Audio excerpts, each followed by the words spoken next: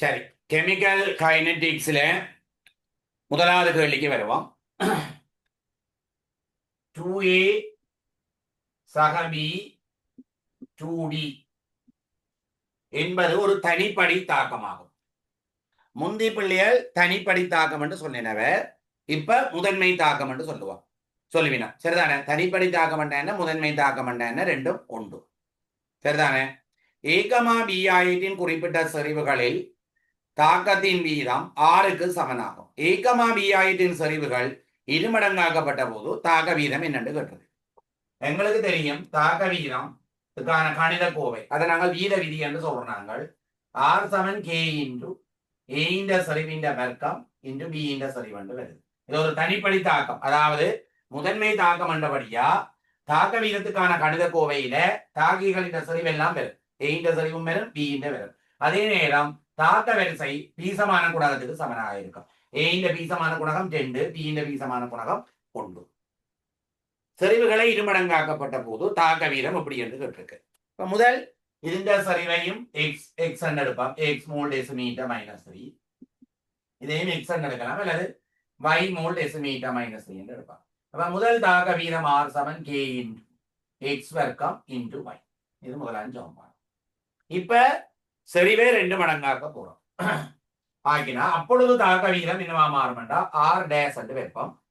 K into 2x முழுவதன் வர்க்கம் into 2y. இது ரெண்டாம் சமன்பாடு. இப்ப ஒன்றால பிரிச்சு விடுப்போம். அப்ப முதலாம் சமன்பாடுங்கள் இரண்டாம் சமன்பாடு தருவது R over R dash சமன் ஒன்றால பிரிக்க K எல்லாம் விட்டுப்பட்டுரும். x squared into y over 2x முழுவதன் வர்க்கம் 4x வர்க்கம் ரெண்டு பேரும் இன்டு 2y. இதை பொறுத்தவரையில இந்த x வர்க்கம் y எல்லாம் விட்டுப்பட்டுரும். 4 2 8, அது குறுக்க பெருக்கும்போ R dash சமன் 8R என்று வரும். சோ இந்த களி எழுதி போட்டு சொல்லுங்க, அடுத்த களி போவோம்.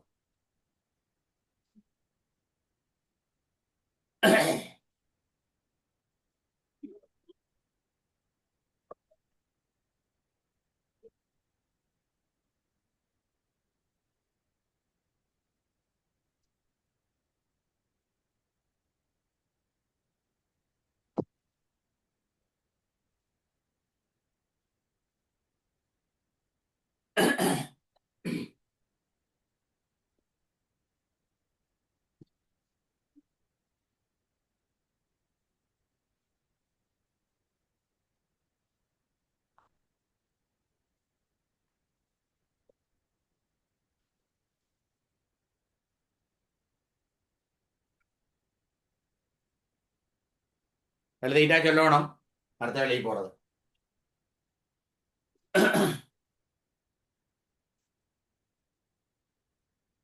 சரி, ஓகே, ரைட். இரண்டாவது கேள்வி.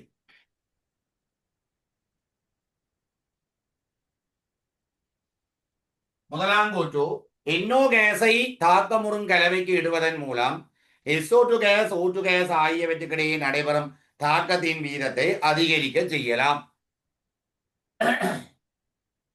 உங்களுக்கு தெரியும் SO2க்கும் O2க்கும் இடையிலான தாக்க வீதத்துக்கு தாக்கத்தின் வீதத்தை அதிகரிக்கிறதுக்கு நாங்கள் என்ன பயன்படுத்துவோம் என்றா NO கேஸை ஊக்கியாக பயன்படுத்துவோம். SO3 கேஸ் எப்படி ஊக்கியாக தொழிற்படுதுண்டா, முதல் NO O2ஓட தாக்கம் புரிஞ்சு NO2 வரும். அதை தொடர்ந்து என்ன நடக்கும்டா SO2 NO2ஓட தாக்கம் புரிஞ்சு SO3யும் NOவும் வரும். சரிதானே? இங்கே NO2 இடைநிலையா தொழிற்படும், NO ஊக்கியா தொழிற்படும். சரிதானே? இந்த தாக்கத்துக்கான ஏவற் சக்தியை EA என்று போடுறேன்.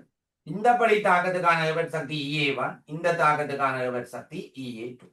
இந்த EA விட, அதாவது ஊக்கி அற்ற நிலையில் நடைபெறுற தாக்கத்துக்கான ஏவற் சக்தியை விட ஊக்கி உள்ள போது நடைபெறுகின்ற இந்த 2 படி தாக்கங்களுக்கான ஏவற் சக்தி எப்படி இருக்கும்னா குறைவாக இருக்கும்.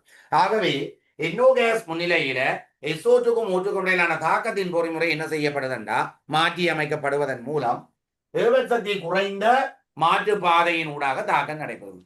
அதாவது இது நேரடி பாதை. SO2 O2 தாக்கம் வந்து SO3 வாரது ஒரு நேரடி பாதை என்றா இன்னும் ஊக்கிய போடையக்க ஏவர் சக்தி குறைந்த ஒரு மாற்று பாதை ஒன்று உருவாகும். அந்த மாற்று பாதைகளின் ஏவர் சக்தி இது முதலாவது பாதை, இது இரண்டாவது பாதை. இந்த பாதைகளின் ஏவர் சக்தி ஊக்கி அற்ற நிலையில நடைபெறுகின்ற தாக்கத்தின் ஏவர் சக்தியை விட எப்படி இருக்குமெண்டா குறைவாக இருக்கும். சரிதானே? ரைட். அப்ப முதலாவது கூற்று சரி. SO2 O2 ஆகியவற்றுக்கிடையே நடைபெறும் தாக்கத்தின் பொறிமுறை NO கேஸ் முன்னிலையில் மாற்றி அமைக்கப்படும். சரி சரி, தகுந்த விளக்கம். சரிதானே? அடுத்தது மூன்றாவது கேள்விக்கு போவோம். மூன்றாவது கேள்வி, ஒரு குறித்த ஒரு தாக்கத்தின் வீதம் துணியும் படிமுறை 2x y plus z என காணப்பட்டது. வீதம் துணியும் படிமுறை என்று தந்திருக்கு. தாக்க வீதத்தை துணியும் படிமுறை கண்டபடியே நேரடியாக எங்களால வீத விதியை எழுதலாம். R சமன் K இன்டு எக்ஸ் இந்த செறிவின் வர்க்கம். என்ன தாக்க வீதம் துணியும் படிமுறை என்று சொல்றாரு தானே? அப்படி என்றபடியா நேரடியாக வீத விதியை எழுதலாம். R சமன் K இன்டு எக்ஸ் இந்த செறிவின் வர்க்கம். சரிதானே? எக்ஸின் செறிவு தசம் 6 மூல் டெசிமீட்டர் மைனஸ் 3 இருக்கும் போது தாக்க வீதம் 6 மூல் டெசிமீட்டர் மைனஸ் 3 செகண்ட் மைனஸ் 1. தசம் 6ஆக இருக்கேக்க தசம் 6 மூல் டெசிமீட்டர் மைனஸ் 3 இருக்கேக்க தாக்க வீதம் சிம்பிள் ஆறு போட்டிருக்கிறார். எக்ஸின் செறிவு 0.12 மூல் டெசிமீட்டர் மைனஸ் 3 இருக்கேக்க தாக்க வீதம் என்னன்னு கேட்டுக்கிறார். சோ இந்த சமன்பாட்டை வச்சுக்கொண்டு காணலாம். அப்ப முதல் தாக்க வீதம் சிம்பிள் ஆர் K இன்டு எக்ஸின் செறிவு தசம் 6. நான் அதை அடுக்காக போடுறேன்னா 6 தர 10⁻1 முழுவதன் வர்க்கம். இது முதலாம் சமன்பாடு. இப்ப பிறகு தாக்க வீதத்தை நான் R டேஷ் என்று போடுறேன். R டேஷ் சமன் K இன்டு ഇതിന്റെ செறிவு 12 தர 10⁻2 முழுவதன் வர்க்கம். இரண்டாம் சமன்பாடு. இப்ப நாங்கள் ரெண்டு சமன்பாடையும் ஒன்றே ஒன்றாக பிரிப்போம். ஒன்றுங்கள் 2 தருவது R ஓவர் R டேஷ் சமன் 6 தர 10⁻1 வர்க்கம் 36 தர 10⁻2 கீழ் 12 தர 10⁻2 வர்க்கம் 144 தர 10⁻4. So R over R dash சமன் இதுல ஒரு 10⁻2 10⁻2 வெட்டுப்பட்டுரும். 36 144 எத்தனை தடவை வரும்டா 4 தடவை வரும். அப்ப 1/4 10⁻2 10⁻2 வெட்டுப்பட்டா மிச்சம் ஒரு 10⁻2 இருக்கு. சோ R டேஷ் சமன் குறுக்க பெருக்கி விடும்போது R டேஷ் சமன் 4 தர 10⁻2 அதைத்தான் அவன் விடையில என்னென்று போட்டிருக்கிறோம்டா 0.04 R. சோ அந்த வகையில பொருத்தமான விடை முதலாவது விடை. செய்து கொடுத்துடும்.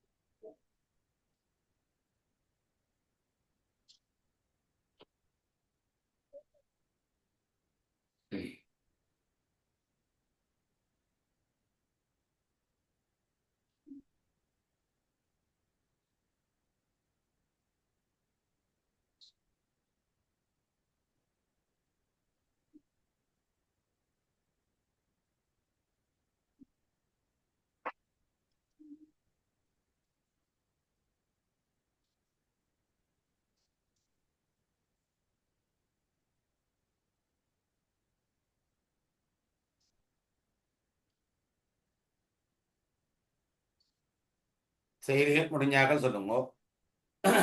சரி, ஓகே. அடுத்த 4வது கேள்விக்கு போவோம்.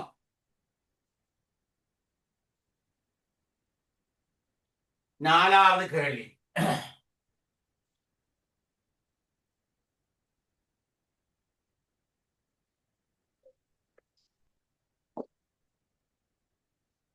Pന്റെ செறிவு മോൾ ഡെസിമീറ്റർ -3.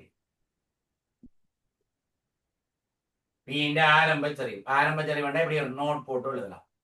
ക്യൂവിന്റെ ആരംഭച്ചെറിവ് മോൾ ഡെസിമീറ്റർ -3. ഇത് ആരംഭ വീതം ആണ്.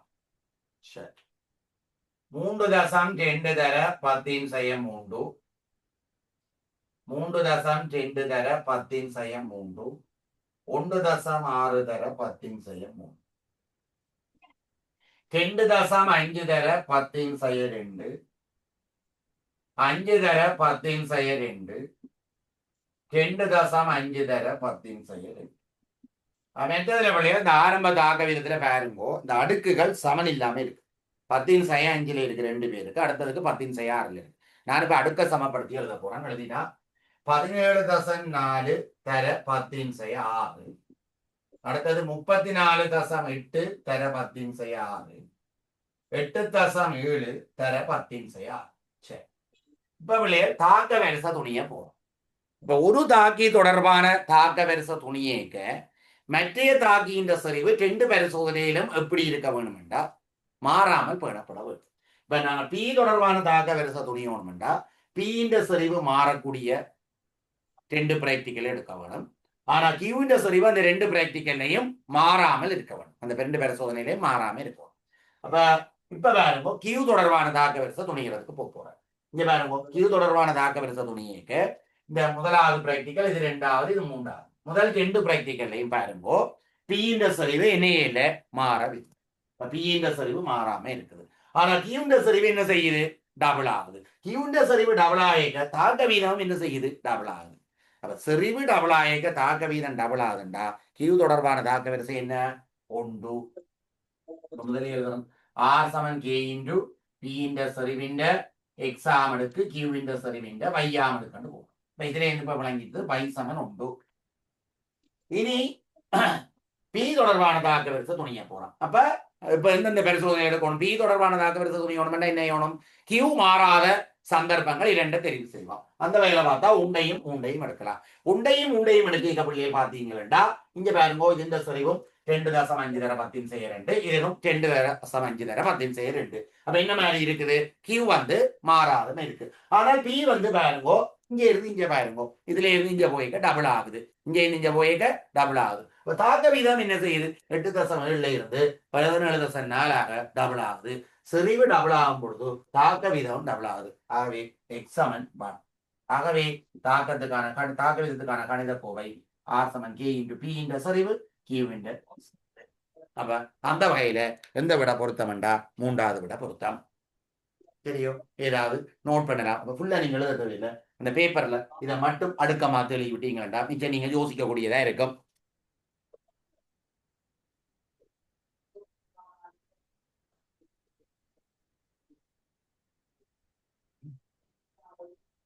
எழுதிக்கிட்டா சொல்லுங்க, அடுத்த வேலைக்கு போவோம்.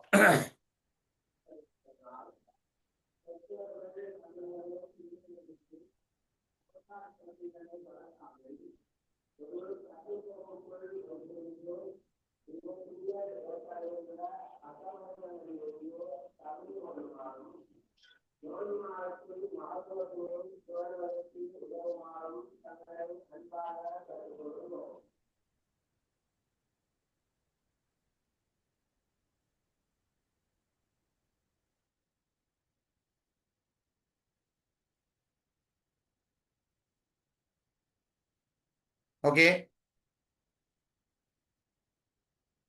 இதை மாத்தி விட்டீங்கன்னா காணும். மிச்சம் முழுக்க நீங்க யோசிக்கலாம், ஒன்றும் எழுத தேவையில்லை. அடுத்த வேலைக்கு போவோம். பின்வருவனவற்றுள்ளது ஊக்கிகளின் இயல்பில்லாதது என்று கேட்கிறார். ஊக்கிகள் தாக்க முடிவில் ரசாயன ரீதியில் மாற்றம் அடைவதில்லை. சரி, ரசாயன ரீதியில் மாற்றம் அடைவதில்லை. ஆனா ஊக்கிகள் என்ற பௌதிக நிலைகள் மாற்றம் அடையலாம். சில வேளை திண்ம நிலையில் ஒரு ஊக்கியை பயன்படுத்திங்கன்னா தாக்க முடிவில் அது திரவ நிலையில இருக்கலாம். சரிதானே? அப்ப அந்த கூற்று சரி. ஊக்கிகள் தாக்கத்தில் சிறப்புத்தன்மை உடையவை. അതിന്റെ சிறப்புத்தன்மை உடைய என்னண்டா இந்த தாக்கத்துக்கு இந்த ஊக்கி என்று இருக்குது பிள்ளைய. ஒரு தாக்கத்தை எடுத்தா அந்த தாக்கத்துக்கு அட்டீன்களை ஐதரசனேற்றம் செய்யணும்னா நிக்கல், பிளாட்டினம், பலேடியம் இவையத்தான் ஊக்கியாக பயன்படுத்துறாங்க. அதுக்காக MnO2 கொண்டு வந்து ஊக்கியாக பயன்படுத்தலாம். V2O5 கொண்டு வந்து ஊக்கியா பயன்படுத்துகிறார். அப்ப சில தாக்கங்களுக்கு சில ஊக்கிகள் தனித்துவமாக இருக்கு. இப்படி கனவிதமான விஷயங்கள் இருக்கு பிள்ளைகள். தனித்துவம் என்றதுல என்ன மாதிரி இருக்குன்னா ஒரு கூட்ட தாக்கங்களுக்கு தனித்துவமா இருக்கு. கூட்ட தாக்கம் அக்கீன்களின் ஹைட்ரசனேட்டர், அது எதீன், புரோபீன், பியூட்டீன், அல்கைன் ஹைட்ரசனேட்டர் எல்லாத்துக்குமே நிக்கல் ஊக்கிய பயன்படுத்தலாம். அது ஒரு குரூப் ஸ்பெசிபிசிட்டி என்று சொல்லுவோம். சரிதானே? அதாவது ஒரு கூட்டத்துக்கு தனித்துவமாக இருக்கிறது. சில ஊக்கிகள் இருக்கு பிள்ளைகள், சில தாக்கங்களுக்கு மட்டும்தான் பாவிக்கலாம். அதுக்கும் ஒரு விதமான தனித்துவம் தான். இந்த தாக்கத்துக்கு இந்த ஊக்கி, அந்த ஊக்கியை கொண்டு போய் வேறு ஒரு தாக்கத்துக்கு ஒரு நாளும் என்ன செய்யலாம், பயன்படுத்த முடியாது.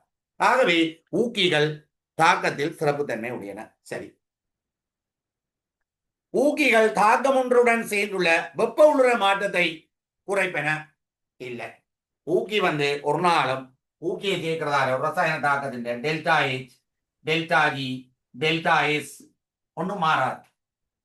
ஏனென்றா ஏன் delta H, delta S, delta G மாறாதுண்டா இதையெல்லாம் நிலைத்தொழிற்பாடுகள். நிலைத்தொழிற்பாடு என்று சொன்னால் ஸ்டேட் ஃபங்க்ஷன் என்று சொல்லுவார்கள் ஆங்கிலத்துல. என்னத்துல தங்கி இருக்கும்டா இவை ஆரம்ப இறுதி நிலைகள்ல மட்டும்தான் தங்கி இருக்கும். ஊக்கியை சேர்க்கிறதால தாக்கிகளின்றையோ விளைவுகளின்றையோ ஆரம்ப இறுதி நிலைகள் மாறாது. இப்ப வேற ஒரு கிராஃப் கொண்டு இருக்காரு, ஒரு புரோப தாக்கத்துக்குரிய கிராஃப்.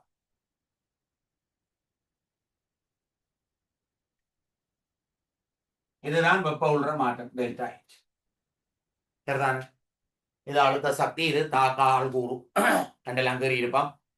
சரிதானே? இது ஊக்கியற்ற நிலையில் ஊக்கிய கேட்க எப்படி வேணும்டா கிராஃப் டொட்டோட் லைன்ல போட்டுவோம். இப்படி வரும். அப்ப தாக்கிகளின்றையும் விளைவுகளின்றையும் என்ன செய்யவில்லை, அழுத்த சக்தி மாறவில்லை. அதனால டெல்டா H இனியாது மாறாது. ஊக்கி என்ன செய்யுது, ஆரம்ப இறுதி நிலையை மாத்துறது இல்லை. ஊக்கி என்ன செய்யுது, தாக்க பாதையை தான் மாற்று. முதல் இந்த பாதையால இப்படித்தான் இங்க நோக்கி போகணும், இப்ப இந்த பாதையால போகலாம். தாக்க பாதை தான் மாறும். அந்த தாக்க பாதை எப்படியான பாதையா இருக்கும், சக்தி குறைந்த பாதையாக இருக்கும். அப்ப ஊக்கி தாக்க பாதையை மாற்றுவதை ஒழிய தாக்கிகளினதும் விளைவுகளினதும் அழுத்த சக்தியை மாற்றுவதில்லை. சரிதான்? இதுதான் இதுல அழுத்த சக்தி வரும். அழுத்த சக்தி, அழுத்த சக்தி, பொட்டன்ஷியல் எனர்ஜி. இது தாக்கி, இது விளைவு. தாக்கிகளினதும் விளைவுகளினதும் அழுத்த சக்தி மாறாது. ஊக்கியை சேர்க்கிறதால என்ன மாறும்டா, தாக்க பாதை தான் மாறும். இப்ப தாக்கியல்தையும் விளைவுகளையும் அழுத்த சக்தி மாறாதுன்றபடியா வெப்ப உள்ள மாறாது. சரி, ஊக்கிகள் தாக்கம் ஒன்றுக்கு மாற்று வழி ஒன்றை கொடுக்கின்றன. சரி, மாற்று வழி, மாற்று பாதை எல்லாமே சரி. Okay, right. ஊக்கிகள் தாக்கத்தின் ஏவற் சக்தி தடுப்பை குறைப்பன. பிழை. ஊக்கி ஏவற் சக்தியை குறைக்க மாட்டால் இப்ப பிழை. ஊக்கி என்ன செய்யும், ஏவற் சக்தியை குறைக்காது. அதாவது ஏவற் சக்தியை குறைக்க மாட்டா அந்த தரப்பட்ட தாக்க பாதைக்குரிய ஏவற் சக்தியை குறைக்கும் என்றதான் அர்த்தம். அப்படி தரப்பட்ட தாக்க பாதைக்குரிய ஏவற் சக்தியை ஊக்கி ஒரு நாளும் குறைக்காது. ஊக்கி என்ன செய்யும் வேண்டா, ஏவற் சக்தி குறைந்த ஒரு மாற்று பாதை ஒன்று தான் தரும். சோ இப்ப பேப்பரை பொறுத்தவரை நீங்கள் ஊக்கி ஏவற் சக்தியை குறைக்கும் வேண்டா பிழை. முந்தி சரி கொடுத்திருப்பினோம். சோ இப்ப விடைகள்ல முரண்பாடுகள் வரலாம், அதுகளை நாங்கள் திருத்தி செய்வோம். ஆறாவது கேள்வி.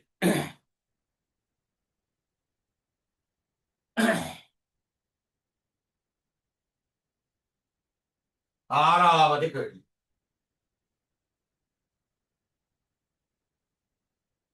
2 NO gas, 2 H2 gas, N2 gas, 2 H2 gas என்ற தாக்கம் NOவுடன் பார்க்கும் போது இரண்டாம் வரிசையா. நேரடியா தாக்க வீதத்துக்கான கணித கோவை எழுதி காட்டுறேன். R சமன் NO கேஸ் இந்த செறிவின் வர்க்கம் இரண்டா NOவுடன் பார்க்கும் போது இரண்டாம் வரிசையாம், H2 உடன் பார்க்கும் போது முதலாம் வரிசையாம். அப்ப H2 கேஸ் இந்த செறிவின் செறிவண்டு. இதுதான் தாக்க வீதத்துக்கான கணித கோவை. இது என்னன்னு சொல்லுவார்கள், வீத விதி. இங்கிலீஷ்ல என்னன்னு சொல்லுவினா ரேட் லோ. இப்படி இருக்கும். குறித்த தாக்க நிபந்தனைகளின் கீழ் ஒரு மூல் NOவும் ஒரு மூல் H2வும் தாக்கம் புரிய செய்த போது என்று உருவாகிய வீதம் ஆரம்பத்துல 0.02 மூல் செகண்ட் -1. தாக்க வீதம் வளர்ந்துருக்கீங்கன்னா மூல் பெர் செகண்ட். தாக்க வீதத்துக்கு இப்பவும் அழகு மூல் டெசிமீட்டர் -3 செகண்ட் -1 இல்ல. மூல் டெசிமீட்டர் -3 செகண்ட் மைனஸ் வரலாம், மூல் செகண்ட் மைனஸ் வரலாம், கனவளவு அதாவது டெசிமீட்டர் கியூப் செகண்ட் மைனஸ் வரலாம், பெஸ்கல் செகண்ட் -1 வரலாம். அதாவது தாக்க வீதம் என்பது செறிவு மாற்றத்தின் நேரம் ரெண்டா அலகு மூல் டெசிமீட்டர் -3 செகண்ட் -1 வரும். மூல் எண்ணிக்கை மாற்றத்தின் நேரத்தை துணிஞ்சிங்கள்டா மூல் செகண்ட் -1 வரும். கனவளவு மாற்றத்தின் நேரத்தை துணிஞ்சிங்கள்டா டெசிமீட்டர் கியூப் செகண்ட் -1 வரும். அமுக்க மாற்றத்தின் நேரத்தை துணிஞ்சிங்கள்டா பெஸ்கல் செகண்ட் -1 வரும். சரிதானே? இதுல மூல் செகண்ட் -1 போயிடும். என்னண்டா என்று உருவார வீதம் மூல் இவ்வளவு மூல் செகண்ட் -1. இந்த பொறுத்தலையில பிள்ளைகள் இந்த தாக்கிகள் அழிவடைகிற வீதம் என்று உருவார வீதம் H2O உருவார வீதம் எல்லாம் என்னத்துல தங்கி இருக்குமெண்டா தாக்க வரிசையில தங்கி இருக்காது. தாக்கத்துக்கான சமப்படுத்திய சமன்பாட்டில் உள்ள தாக்கிகளினதும் விளைவுகளினதும் பீசமான குணகத்துலதான் தங்கி இருக்கும். பீசமான குணகம் 2க்கு 2க்கு 1க்கு 2. அப்ப இது உருவான வீதம் 0.02 மூல் செகண்ட் -1. இது அழிவடைகிற வீதம் 0.04 மூல் செகண்ட் மைனஸ். இது அழிவடைகிற வீதமும் 0.04 மூல் செகண்ட் -1. இது அழிவடைகிற வீதம், இது அழிவடைகிற வீதம், இது தோன்ற வீதம். அப்ப இப்ப உங்களுக்கு என்ன பிரச்சனை தெரியுமோ? இந்த தாக்க வரிசையெல்லாம் சொன்னவன் இந்த கேள்வியில அதெல்லாம் எங்களை திசை திருப்புறதுக்காக சொல்லப்பட்ட விஷயம். தாக்க வரிசை சம்பந்தமான அறிவு இந்த கேள்விக்கு வடிவளிக்கிறதுக்கு உங்களுக்கு தேவை இல்லை. இந்த கேள்வி செய்கிறதுக்கு தாக்க வரிசையை பற்றியான தரவு ஒன்றும் தர தேவையில்லை. சரி, சும்மா தந்துட்டா அப்படியே இருக்கட்டும். சோ அப்ப இந்த கேள்வியை பொறுத்தலையில என்று உருவாகிற வீதம் ஆரம்பத்தில் 0.02 மூல் செகண்ட் -1 இந்நிபந்தனையின் கீழ் H2வின் தாக்க வீதம் 0.02 0.04. NOவின் தாக்க வீதம் சரி 0.04. H2வின் தாக்க வீதம் 0.04. NOவின் தாக்க வீதம் 0.02. அப்ப ஆன்சர் பியும் சி. சரிதானே? அப்ப எழுதுங்கோ. ரசாயன தாக்கம் ஒன்று நிகழும் பொழுதோ இந்த கேள்விக்கு ஒரு சின்ன ஒரு இடந்தாரம் இதுல ஒரு இடம் இருக்குதானே இதுக்கு எழுதலாம். ரசாயன தாக்கம் ஒன்று நிகழும் பொழுதோ தாக்கிகள் அழிவடையும் வீதம்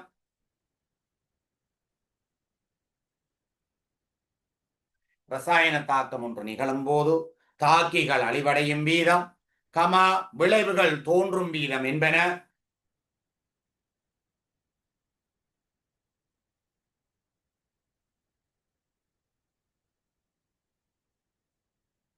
விளைவுகள் தோன்றும் வீதம் என்பன தாக்கிகள் அழிவடையும் வீதம் கமா விளைவுகள் தோன்றும் வீதம் என்பன அவற்றின் பீசமான குணகத்தில் மட்டுமே தங்கியிருக்கும். அவற்றின் பீசமான குணகத்தில் மட்டுமே தங்கியிருக்கும்.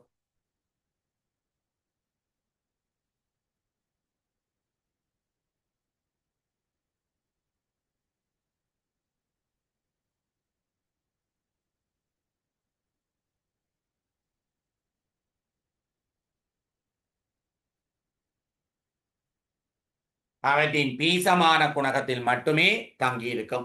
தாக்க வரிசையில் தங்கியிருக்காது.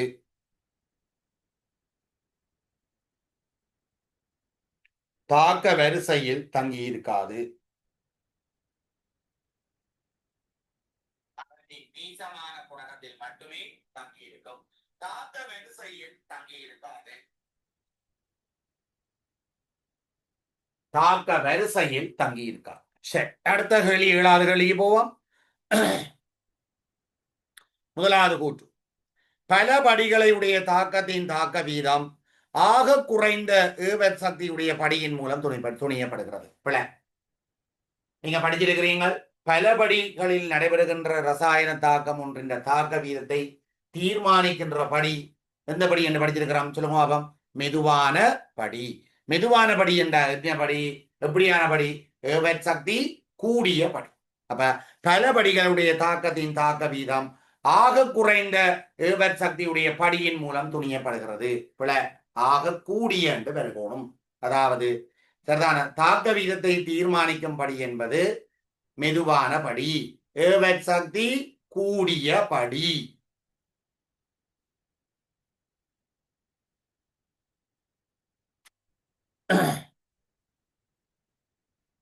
சரி, அடுத்த கூற்று. அப்ப ஆக குறைந்த ஏவற் சக்தி என்பது பிழை. ஆக கூடிய ஏவற் சக்தி என்று சொல்லப்பட்டிருக்கும். அதாவது மெதுவான படி.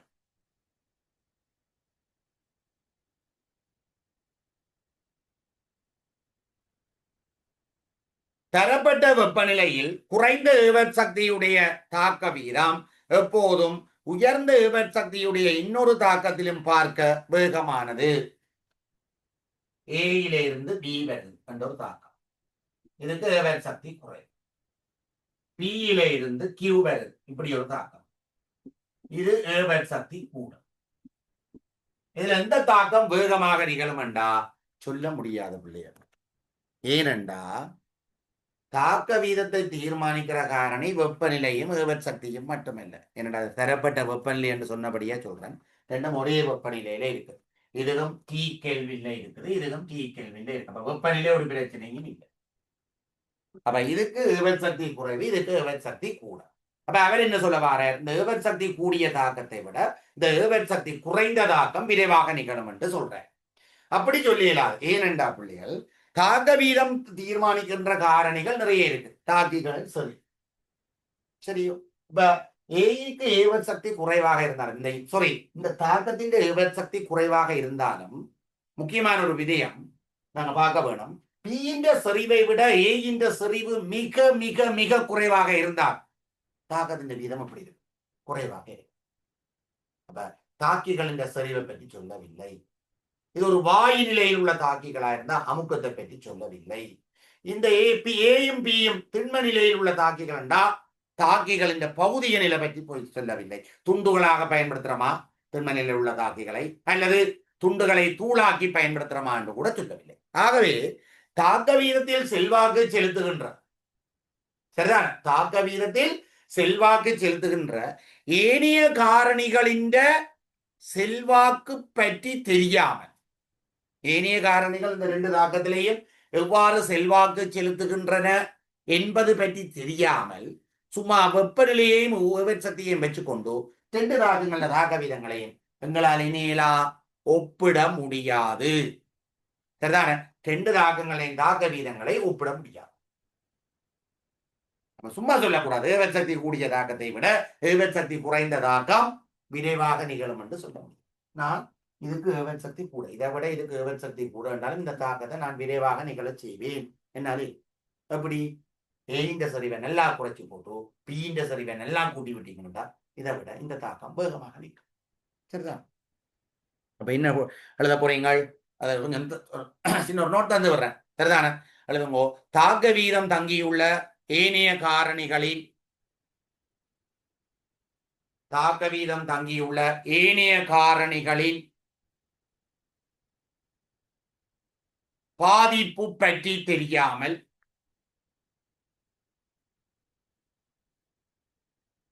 தாக்க வீதம் தங்கியுள்ள ஏனைய காரணிகளின் பாதிப்பு பற்றி தெரியாமல் கூற முடியாது.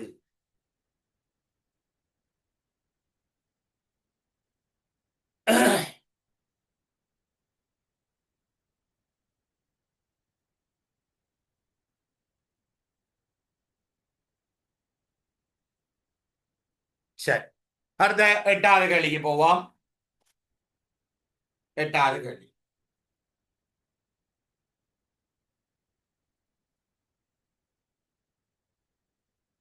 மாறா வெப்பநிலையில் நடைபெறுகின்ற ரசாயன தாக்கம் ஒன்றின் வீதம்.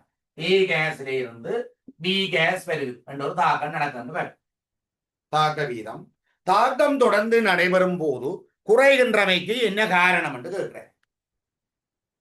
சரிதானே? அதுக்குரிய விடை சிம்பிளாக தெரியுது. தாக்கிகளின் சரிவு குறையும். இந்த சரிவு நேரத்தோட குறையும், அதனால தாக்க வீதம் குறையும். ஏன் மற்ற விடைகள் வராதுன்னு பார்ப்போம். ஏவற் சக்தியிலும் கூடுதலான சக்தியை உடைய, அதாவது மிகையான சக்தியை உடைய தாக்கி மூலக்கூறுகளின் சதவீதம் குறைகின்றமை. விட தெளிவா தெரியுது. இதை பற்றி ஒரு பார்ப்போம். N/N0 என்று படிக்கிறான். ஞாபகம் இருக்கு நினைக்கிறோம். இது மொத்த மூலக்கூறுகளின் எண்ணிக்கை. மொத்த மூலக்கூறுகளின் எண்ணிக்கை.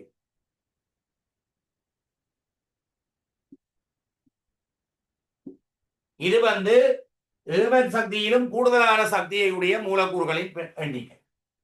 ஏவத் சக்தியிலும் கூடுதலான சக்தியை உடைய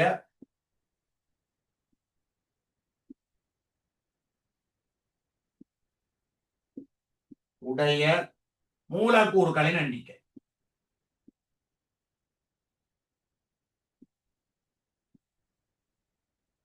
இதான் n over no Saman e to the power minus EA over RT என்ற சமன்பாடு பண்ணலாம். தெரியும் என்ற ஒரு சமன்பாடு தந்தோம். இது என்னென்று சொன்னாங்க, ஏவத் சக்தியிலும் கூடுதலான சக்தியை கொண்ட மூலக்கூறுகளின் பின்னம்.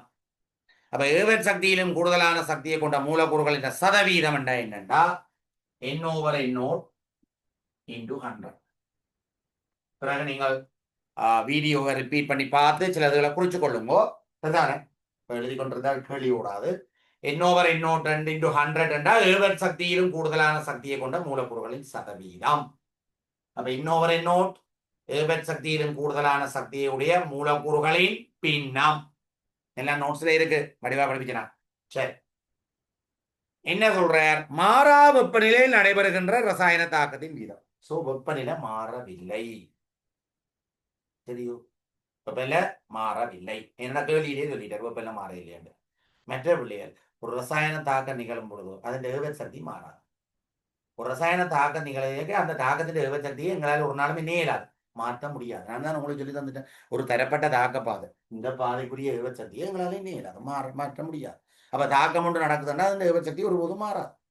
அப்ப இது மாறாது, அவர் மாறா வெப்பநிலை என்று சொல்லிட்டார். சோ ஒரு ரசாயன தாக்கம் ஒன்று நிகழும் பொழுது ஏவத் சக்தியிலும் கூடுதலான சக்தியை கொண்ட மூலக்கூறுகளின் பின்னம் மாறாது. ஆனால் தாக்கம் நடக்க ஏவத் சக்தியிலும் கூடுதலான சக்தியை கொண்ட மூலக்கூறுகளின் எண்ணிக்கை குறையும். அதெல்லாம் தாக்க வீதம் குறையும். ஏனென்றால் ஏவத் சக்தியிலும் கூடுதலான சக்தியை கொண்ட மூலக்கூறுகள் தான் சரியான சார் நிலையில மோதுறதால தான் விளைவுருவார். சரிதான்? அப்ப தாக்கம் ஒன்று தாக்கம் வீதம் நேரத்தோட குறைகிறதுக்கு காரணம் சரிதானே? ஏவத் சக்தியிலும் கூடுதலான சக்தியை கொண்ட மூலக்கூறுகளின் எண்ணிக்கை நேரத்தோட குறைகிறது தான் காரணம். சரிதான்? அப்ப சதவீதம் குறைகின்றவை என்றது பிழை. அடுத்த இரண்டாவது, சமநிலை அணுகப்படும் போது முன்முக தாக்கத்தினதும் பின்முக தாக்கத்தினதும் வீதங்கள் 0க்கு குறைகின்றன. சமநிலையில் எப்படி இருக்கும்? முத்தாக்கத்தின் வீதம் பித்தாக்கத்துக்கு சமனாகத்தான் இருக்கும், 0க்கு வராது. தாக்கத்தின் ஏவத் சக்தி அதிகரிக்கின்றன. பிழை. பெறப்பட்ட தாக்கப்பாதைக்குரிய ஏவத் சக்தி ஒருபோதும் மாறாது. பெறப்பட்ட தாக்கப்பாதைக்குரிய ஏவத் சக்தி ஒருபோதும் மாறாது. 4வது சரியான விடை. தாக்கம் தொடரும் போது தாக்கத்தின் வெப்ப உள்றை மாற்றம் குறைகின்றன. டெல்டா H மாறாது. டெல்டா H என்னது வாங்கி இருக்கு? ஆரம்ப இறுதி நிலையெல்லாம் தங்கி சரிதான். தாக்க நிகழும் பொழுது வெப்ப உள்ற மாற்றம் குறைகின்றன. அதுவும் தவறு. சரியான விடை 4வது. சரியா? ரைட். இதுல ஏதாவது தேவையான பிறகு நோட் பண்ணிக்கொள்ளுங்க. அடுத்த கேள்வி போவோம். 9வது கேள்வி. அடிப்படை படிகள் பலவற்றை கொண்ட தாக்கம் ஒன்றில் மிகவும் கூடிய ஏவத் சக்தியை கொண்ட படி மிகவும் மெதுவான படியாகும். அதாவது பலபடி தாக்கம் ஒன்றுல ஏவத் சக்தி கூடிய படிதான் மெதுவான படியாக இருக்கும். சரி, வேறுபட்ட ஏவத் சக்திகளை கொண்ட தாக்கங்கள் ஒரே தாக்க வீதத்தை கொண்டிருக்க முடியாது. இதான் இப்ப இதுக்கு முதல் கேள்வியில பாத்துறாங்க. அப்படி சொல்லலாம், ஏவத் சக்தி வேறையா இருந்தா தாக்க வீதம் உண்டாயிருக்கலாம். ஏன் எப்படி கொண்டுடலாம்? தாக்க வீதம் தனியா ஏவத் சக்தியிலேயே தாங்க இருக்கு? இல்லை. தாக்க வீதத்துல செல்வாக்கு செலுத்துகின்ற காரணிகள் நிறைய இருக்கு. தாக்க வீதத்துல செல்வாக்கு செலுத்துற காரணிகள் நிறைய இருக்குல்ல, அதுல ஏதாவது ஒரு காரணியை வச்சுக்கொண்டு ரெண்டு தாக்க வீதங்களை பேலன்ஸ் பண்ணி ஈக்குவலாக எடுக்கலாம். சொன்னவளங்க. அப்ப ஏவத் சக்தி வேற வேறையா இருந்தாலும் தாக்க வீதங்கள் சமனாக இருக்கு. ஏவத் சக்திகள் வேற வேறையாக இருந்தாலும் தாக்க வீதங்கள் சமனாக. எப்படி சமப்படுத்த போறோம்? தாக்க வீதத்தில் செல்வாக்கு செலுத்துகின்ற ஏனைய காரணிகளை கொண்டு போய் என்ன செய்ய போறோம்? ரெண்டு தாக்கங்களுக்கும் பிரயோகிச்சு ரெண்டு தாக்க வீதங்களை சமனமாக கொண்டிருக்கும். அதான் ரைட். நம்ம இந்த கூட்டுப்பல சரி. புரோப தாக்கத்தின் வீதம் வெப்பநிலையுடன் அதிகரிக்கிறது. 10வது கேள்வி. அகவெப்ப தாக்கம் என்ன, புரோப தாக்கம் என்ன? வெப்பநிலை கூடினா தாக்க வீதம். ஆனா வெப்பநிலையுடன் தாக்க வீதம் எப்பொழுதும் அதிகரிக்கும் என்றா பிழை. முந்தி 2 விட கொடுத்தவன், சரி எண்ணும் கொடுத்தவன், பிழை எண்ணும் கொடுத்தவன். இப்ப எங்கட சிலபஸின் படி வெப்பநிலையுடன் தாக்க வீதம் எப்பொழுதும் அதிகரிக்கும் என்றா பிழை. சரியோ? ஒன்று வீழ்வடிவு உருவாகும் தாக்கம். கரைசல்கள் 2 கரைசல்களை கலக்க வீழ்வடிவு உருவாகுதில்லை. உதாரணமா AgNO3 கரைசலுக்கு NaCl கரைசலை சேர்க்கிறீங்க, அங்க AgCl வீழ்வடிவாகுது. அந்த வீழ்வடிவு உருவாகிற தாக்கம். NaOH கரைசலுக்குள்ள ஒன்று HCl போடுறீங்க, NaCl நீரும் வருது. இது நடுநிலையாக்கல் தாக்கம். சரிதானே? இப்படியான தாக்கங்கள் வீதங்கள் வெப்பநிலையை கூட்டினால் கணிசமான அளவு அதிகரிக்காது. வெப்பநிலை அதிகரிக்கும் பொழுது எல்லா தாக்கங்களினதும் வீதங்கள் கணிசமான அளவினால் அதிகரிக்கும், அல்லது எல்லா தாக்கங்களினதும் வீதங்கள் அதிகரிக்கும் என்ற அப்படி. இந்த 2 விஷயமும் உங்களுக்கு உங்களோட ரிசோர்ஸ் புக்ல சொல்லப்பட்டிருக்கு. ஒன்று வீழ்வடி உருவாகிற தாக்கங்கள், அடுத்தது நடுநிலையாக்கல் தாக்கங்கள். இந்த 2 தாக்கங்கள் தாக்க வீதங்களும் வெப்பநிலையோட இணையாது அதிகரிக்காது. வீழ்வடி உருவாகிற தாக்கங்கள், நடுநிலையாக்கல் தாக்கங்கள், இந்த 2 தாக்கங்களினது தாக்க வீதங்களும் வெப்பநிலையுடன் அதிகரிக்காது. விளங்குதோ? வெப்பநிலையோட அதிகரிக்காது. அடுத்தது, தரப்பட்ட பெருமானத்திலும் கூடுதலான பெருமானம் உள்ள சக்தியை உடைய மூலக்கூறுகளின் பின்னம். அதைத்தான் ஏவல் சக்தியிலும் கூடுதலான சக்தியை கொண்ட மூலக்கூறுகளின் பின்னம். விளங்குதோ? இதுதான் சொல்றேன். வெப்பநிலையுடன் அதிகரிக்கும். சரி, வெப்பநிலை கூடினால் N/N கூடும். முதலாவது பிழை. முதலாவதும் சரி, 2வதும் சரி, விளக்கமில்லை. விளக்கம். ஏவல் சக்தியிலும் கூடுதலான சக்தியை கொண்ட மூலக்கூறுகளின் பின்னம் கூடுதான கூடினா தாக்க வீதம் கூடும். ஆகவே வெப்பநிலையுடன் அதிகரிக்கிறது. அது அகோப தாக்கம் என்ன, புரோப தாக்கம் என்ன? வெப்பநிலை கூடினா தாக்க வீதம் கூடும். ஏனென்றா வெப்பநிலை கூடும் பொழுது ஏவல் சக்தியிலும் கூடுதலான சக்தியை கொண்ட மூலக்கூறுகளின் எண்ணிக்கை, மூலக்கூறுகளின் பின்னம் என்பன அதிகரிக்கும். வெப்பநிலை கூடும் பொழுது ஏவல் சக்தியிலும் கூடுதலான சக்தியை உடைய மூலக்கூறுகளின் எண்ணிக்கை, மூலக்கூறுகளின் பின்னம் என்பன அதிகரிக்கும். 11வது கேள்வி.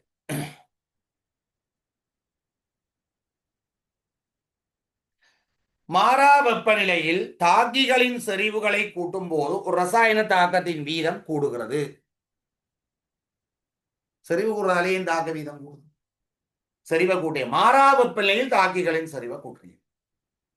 சரிதான்? மாறா வெப்பநிலையில் தாக்கிகளின் செறிவை கூட்டுறீங்க.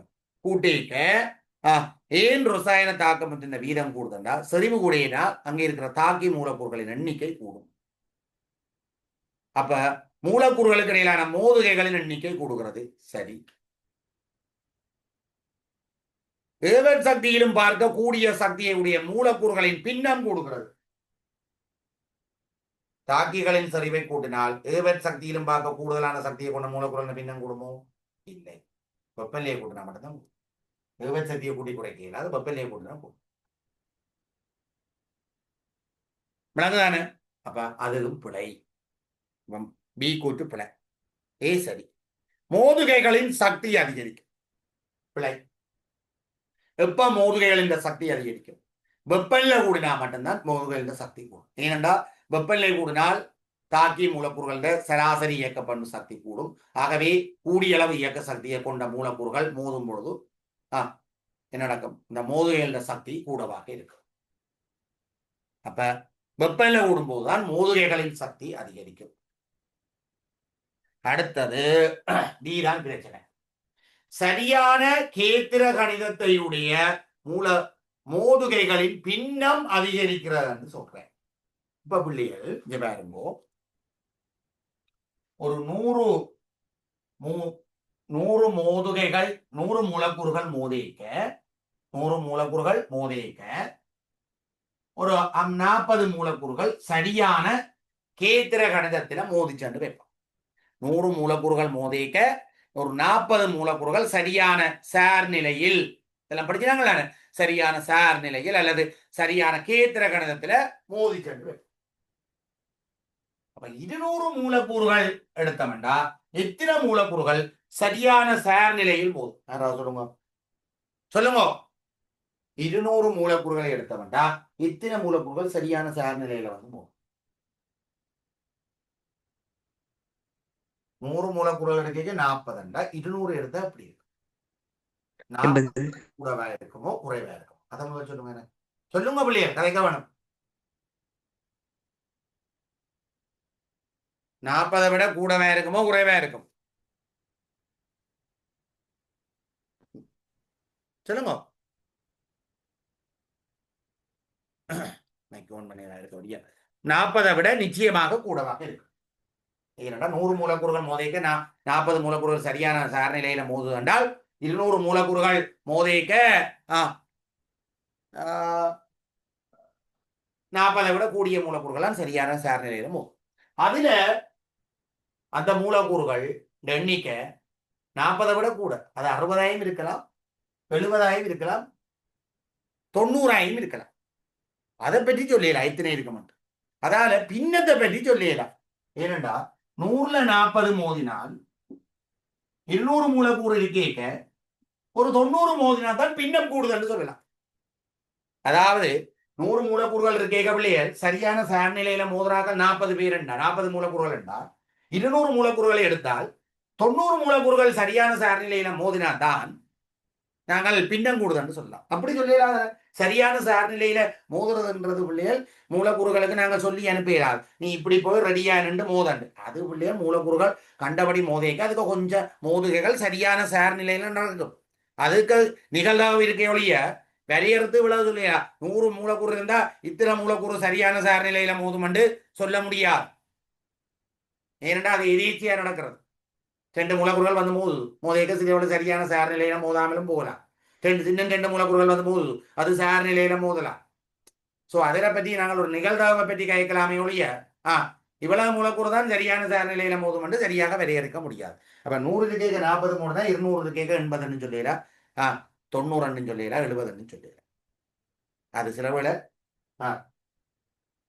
எத்தனையா இருக்கலாம், 90,000 இருக்கலாம், 80,000 இருக்கலாம், 70,000 இருக்கலாம். ஆகவே சாட்சிகளின் செறிவு கூடினா நான் ஒரு முடிவுக்கு வர போறேன். தாக்கிகளின் செறிவு கூடினா சரியான சார் நிலையில் உள்ள மூலக்கூறுகளின் சார் நிலையில் உள்ள சரியான கேத்திர கணிதத்தையுடைய மோதுகைகளின் எண்ணிக்கை அதிகரிக்கிறது என்று சொன்னா சரி, பின்னம் பிழை. அதுல பின்னம் என்று சொன்னது பிழை, எண்ணிக்கை அதிகரிக்கிறா சரி. அப்ப அதுல என்ன சொல்லி இருக்கிறார்? பின்னம். அவை டி பிழை, சி பிழை, பி பிழை, ஏ மட்டும் சரி. 5வது விட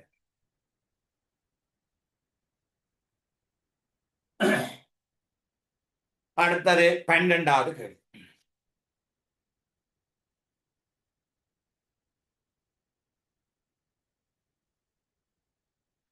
தரப்பட்ட நிபந்தனைகளின் கீழ் ஓரலகு நேரத்தில் பெறப்படும் விளைபொருளின் அளவை ஊக்கி ஒன்று அதிகரிக்கிறது. சரி, ஊக்கி விளைபொருளின் அளவை கூட்டுமெண்டா பிழை, அலகு நேர விளைவை கூட்டும். நான் உங்களுக்கு தியரி படிப்பிக்க வடிவாய் சொல்லி தந்தேன். தியரி படிப்பிக்க இதை பற்றி கிளியரா நோட்ஸ்ல விளங்கப்படுத்தினா 2 மேலோட்டமா சொல்லிவிடுறேன். N2 கேஸ் 3H2 கேஸ் தாக்கம் புரிஞ்சு இதுல 2 அமோனியா கேஸ், இதுல நாங்கள் ஒரு 2 மூல் எடுக்கிறோம், இதுல 5 மூல் எடுக்கிறோம். ഇതിന്റെ മൂലെണ്ണിക്ക മാറ്റം 1 മൂലണ്ട, ഇതിലെ 3 മൂൽ, ഇங்கே 2 മൂൽ. സമനിலை மூல் 2ல 1 போனா 1 மூல், 5ல 3 போனா 2 மூல், இங்கே 2 மூல். ஆகவே இந்த தாக்கம் சமநிலை அடைஞ்சா பிறகு 2 மூல் அமோனியா இருக்கும். இப்படி தாக்கம் சமநிலை அடைஞ்சு இந்த 2 மூல் அமோனியா வாரதுக்கு ஐயா 1 மணித்தியாலம் எடுக்க மட்டுமே. 1 மணித்தியாலத்துல இந்த தாக்கம் சமநிலை அடைஞ்சு 2 மூல் அமோனியா வந்துடும். அதுக்கு பிறகு அமோனியா என்ற மூல் கூடாது. தாக்கம் சமநிலை அடைஞ்சா பிறகு முத்தாக்க வீதம் பித்தாக்க வீதத்துக்கு சமம். ஆகவே அமோனியா என்ற மூல் எண்ணிக்கை அதுக்கு பிறகு மாறாமலே இருக்கும். 1 மணித்தியாலத்துல அமோனியான்ற மோல் 2 மூலா வந்துட்டு. ஊக்கிய கூட்டா என்ன நடக்குமெண்டா 2 மூல் வாரதுக்குரிய நேரம் எவ்வளவு நேரம் எடுத்து எங்களுக்கு 1 மணித்தியாலம் எல்லாம் எடுத்தது. ஊக்கிய போட்டா என்ன நடக்குமெண்டா அரை மணித்தியாலத்திலே வந்துட்டு. அரை மணித்தியாலத்துல இந்த சமன்ல வந்து அப்ப 2 மூல் அமோனியா உருவாறதுக்கு தேவைப்படுற நேரம் அரை மணித்தியாலமாக மாறும். அப்ப விளைவின் அளவு கூட இல்லை, தரப்பட்டது ஒரு நேரத்தில் பெறப்படுகின்ற விளைவின் அளவு கூடியிருக்கு. அதை இப்படியும் சொல்லுவார்கள், அலகு நேர விளைவு கூடுது. சரிதானே? அலகு நேரத்தில் பெறப்படும் விளைபொருளின் அளவை ஊக்கி ஒன்று அதிகரிக்கும், விளைபொருளின் அளவை அதிகரிக்காது. சரிதானே? தாக்கம் ஒன்றின் வெப்ப உலரை மாற்றத்தை ஊக்கி ஒன்று மாற்றுகிறது. அது இன்றைக்கு பார்த்த விஷயம். என்ன வெப்ப உலர மாற்றம் மாறாது. 13வது கேள்வி. 13வது கேள்வி 3வது தடவை திருப்பி வருது.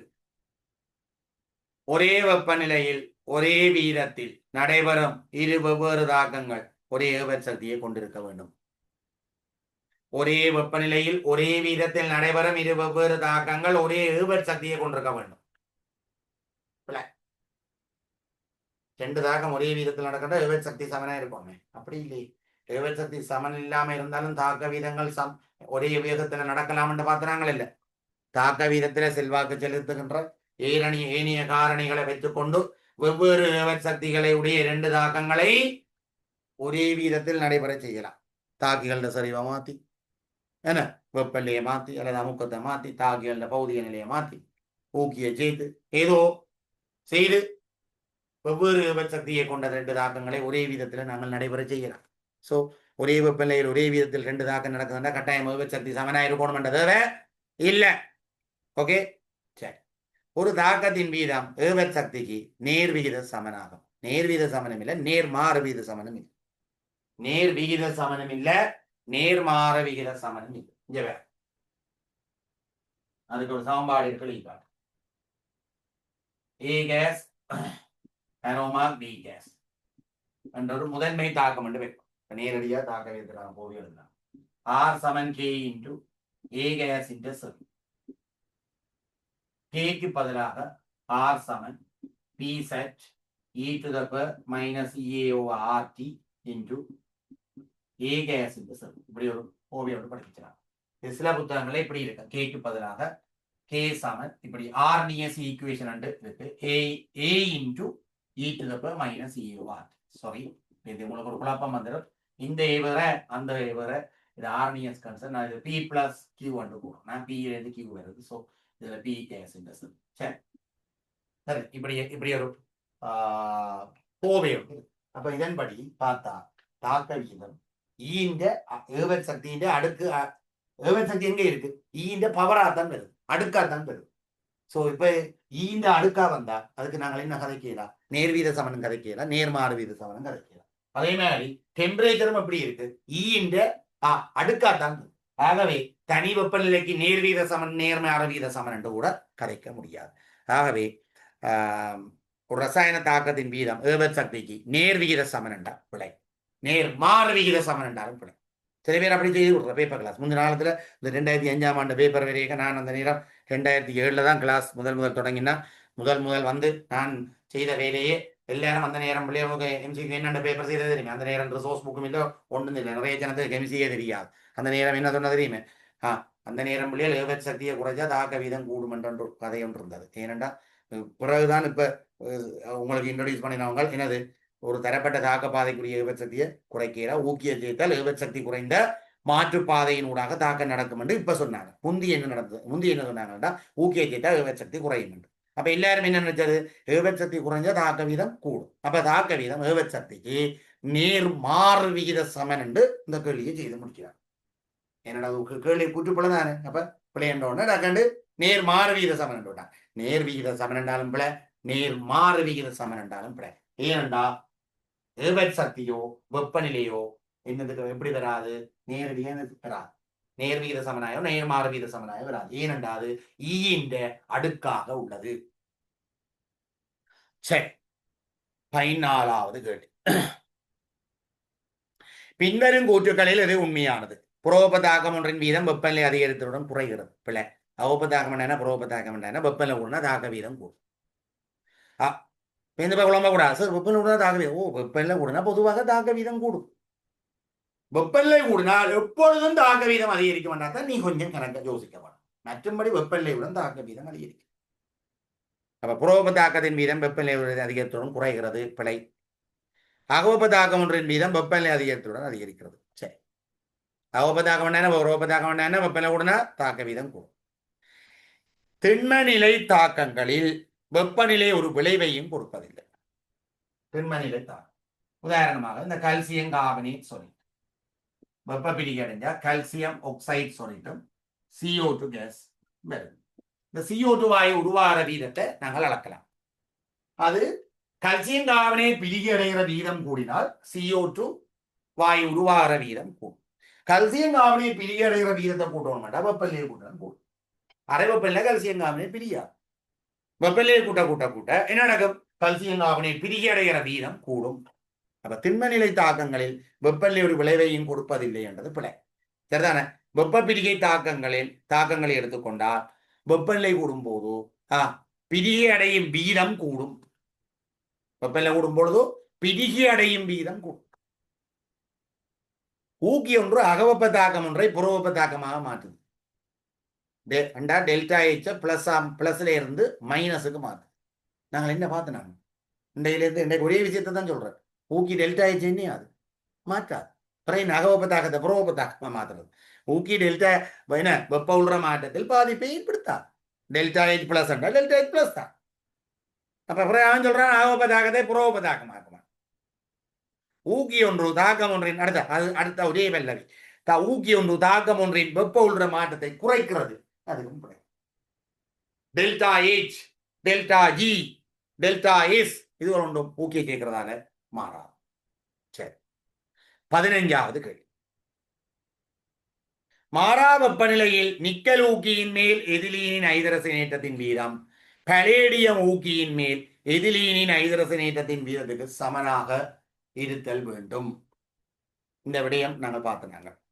அதாவது அட்கீன்களின் ஐதரசனேற்றல் வீதம் என்னென்னத்துல தங்கி இருக்க பார்ப்போம். ஒன்று வெப்பநிலை, அமுக்கம், ஊக்கியின் தன்மை, நிக்கலா பிளாட்டினமா பலேடியமா, அடுத்தது தாக்கிகளின் செறிவு, அட்கீன்கள் H2 செறிவு, தாக்கிகளின் செறிவு, ஊக்கியின் பௌதிக நிலை, நிக்கலை துண்டா போடுறியா இல்லாட்டி தூளா போடுறியா, அதாவது நிக்கல் துண்டுகளை ஊக்கிகளாக பயன்படுத்துறீங்களா நிக்கல் தூளா பயன்படுத்துறீங்களா. நிக்கல் தூளை பயன்படுத்த என்ன நடக்கும், ஊக்கியின் மேற்பரப்பின் அளவு கூடும், உயிர்ப்பு ஸ்தானங்களின் எண்ணிக்கை கூடும், புறத்துறிஞ்சல் வீதம் கூடும். வழங்குதானே? ரைட். அப்ப நிக்கல் தூளை பயன்படுத்துறத நிக்கலை துண்டுகளாக பயன்படுத்துறதை விட தூளா பயன்படுத்தினா தாக்க வீதம். இப்படி பல காரணிகள்ல தங்கியிருக்கு. ஆகவே இதுல ஊக்கியே பாருங்க, நிக்கல் அடுத்த பலேடி. ஆகவே தாக்க வீதம் ஐதரசனேற்றத்தின் வீதம் சமனாக இருக்காது. வெப்பநிலை மட்டும்தான் மாறலி என்று சொல்லியிருக்கிறார். நமக்கு அதை பற்றி சொல்ல இல்லை. நிக்கல் கட்டியா இருக்கா, அங்கால பலேடியம் தூளா இருக்கான்றதை பற்றி தெரியாது. மற்ற ஊக்கியே வேறு ஐயா, நிக்கல் அதுங்கால பலேடியம். சோ தாக்க வீதம் சமனாக இருக்காது. மாறா வெப்பநிலையில் ஐதரசனேற்றத்தின் வீதம் தாக்கிகளின் தொடக்க செறிவில் மாத்திரம் தங்கியிருக்கும். வெப்பநிலை, அமுக்கம், ஊக்கியின் தன்மை, ஊக்கியின் பௌதிக நிலை, இப்படி பல காரணிகள்ல தங்கி இருக்கும். எல்லாம் இருக்கு. கோப்பியில எடுத்து வாசி பாருங்க. என்னடா படிச்சு நீங்க சரிதானே? எல்லாம் நோட்ஸ்ல இருக்கு, எடுத்து பாருங்க. சரியோ? இன்றைக்கு உங்களுக்கு 15 கேள்வி செய்திருக்கு.